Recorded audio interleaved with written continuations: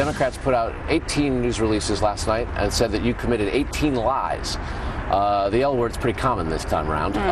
Anything you want to revise from last night? Anything that you said that was that you think, on retrospect, maybe you want to rephrase it or change it? I mispronounced General McKiernan's name, called him Maclellan, and I apologize for that. Other than that, nope.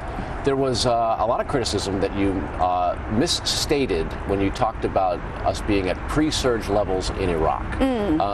Walk us through your math and what you were thinking when you were talking about that.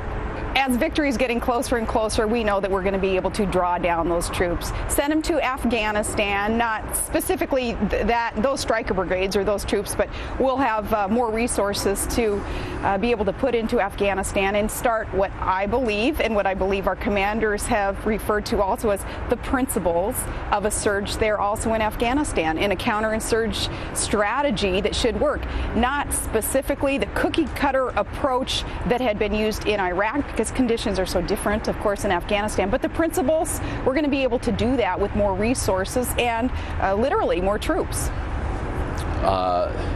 Folks said, wow, that looks like Sarah Barracuda out there last night, because it was back and forth and you were taking on Joe Biden. Do you think you surprised him by the way in which you were prepared to sort of go after his record and Obama's? What was the body language and the psychology between the two of you on that? Because he was sighing a lot, and some folks thought that you kind of exasperated him.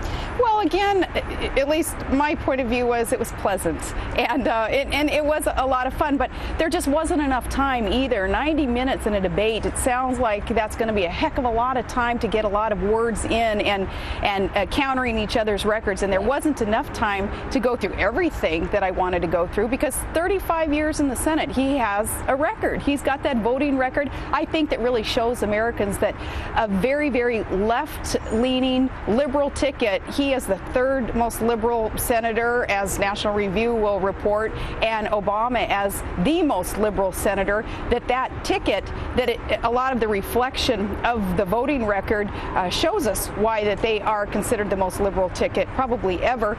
There just wasn't enough time to go through the voting records that prove that, and I wish that I'd have more opportunity to do that. One of the things you talked about last night was the flexibility that the vice presidency has. What did you mean by that? That thankfully our founders were wise enough to say, we have this position and it's constitutional. Vice President will be able to be not only the position flexible, but it's going to be sort of those other duties as assigned by the president. A simple thing. I don't think that was a gaffe at all in stating what the truth is, and that is we've got flexibility in the position. The president will be directing in a lot of respects what the vice president does. The vice president, of course, is not a member or a part of the legislative branch except to oversee the Senate. That alone provides a tremendous amount of flexibility and authority if that vice president so chose to use it.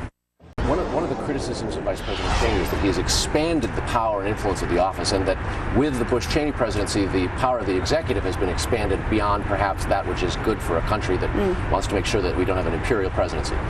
Would you change any of that? Do you have any differences with the Bush-Cheney administration in terms of the power of the executive? Well, again, as I tried to explain last night, our executive branch will know what our job is. We have the three very distinct branches of government. We won't be bleeding our authority over to the legislative or judicial branch. We'll do our jobs in the executive branch as administrators. Okay. A couple of questions about past interviews. Last night, when we were in the spin room and people came flowing in there, and one of the questions that a lot of folks said was, okay, where was the Governor Palin in Katie Couric's interview that just debated and arguably defeated Joe Biden in a vice presidential debate? There's been some criticism, as I know you know. What happened? Go ahead, explain. Well, okay, I'll tell you, honestly, the Sarah Palin in those interviews was a little bit annoyed, because it's like, man, no matter what you say, you're going to get clobbered. If you choose to answer a question, you're going to get clobbered on the answer. If you choose to try to pivot and go on to another subject that you believe that Americans want to hear about, you'll get clobbered for that too. But in those Katie Couric interviews, I did feel that there were a lot of things that she was missing in terms of an opportunity to ask what a VP candidate stands for, what the values are represented in our ticket. I wanted to talk about Barack Obama increasing taxes, which will lead to killing jobs. I wanted to talk about his proposal to increase government spending by another $1 trillion. Some of his comments that he's made about the war that I think may, in my world, disqualify someone from consideration as the next commander-in-chief. Some of the comments that he's made about Afghanistan, what we're doing there, supposedly just air raiding villages and killing civilians. That's reckless, and I wanted to talk about things like that. So I guess I have to apologize for being a bit annoyed, but that's also an indication of being outside of that Washington elite, outside of the media elite also, and just wanted to talk to Americans without the filter and let them know what we stand for. Okay, so at the risk of annoying you, when you were asked, what do you read, newspapers and magazines, you didn't answer it, or you said, I have all kinds of resources. Right. What do you read? I read the same things that other people across the country read, including the New York Times and the Wall Street Journal and the Economist, and some of these publications that we've recently even been interviewed through up there in Alaska because of everything that we're doing with oil and gas. A lot of the investment publications especially are interviewing us, asking us, how are we being so successful up there in contributing to our nation's steps towards energy independence? So my response to her, I guess it was kind of flippant, but I was sort of taken aback. Like, the suggestion was, you're way up there in a faraway place in Alaska. Do you know that there are publications in the rest of the world that are read by many? And I was taken aback by that because, I don't know, the suggestion just was a little bit of perhaps we're not in tune with the rest of the world. Well, the idea is not to do gotcha questions, but you've heard the question already from Katie about Supreme Court decisions that you disagree with. As a conservative, right.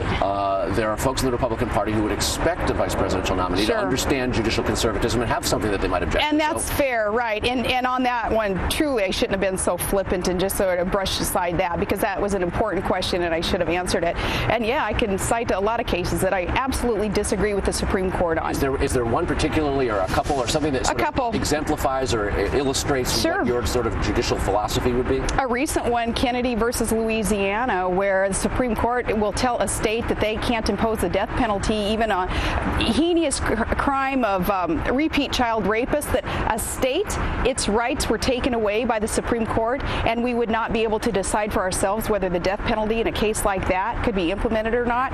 That one, I'm certainly not a supporter of that decision. The Kelo case, also with eminent domain, that affects me as a governor. It had affected me as a mayor also. Private property rights are so precious in this nation, and for the Supreme Court to have sided with government instead of the people, the property owners on that was frustrating. And then another one personally affecting me also, the Exxon Valdez oil spill.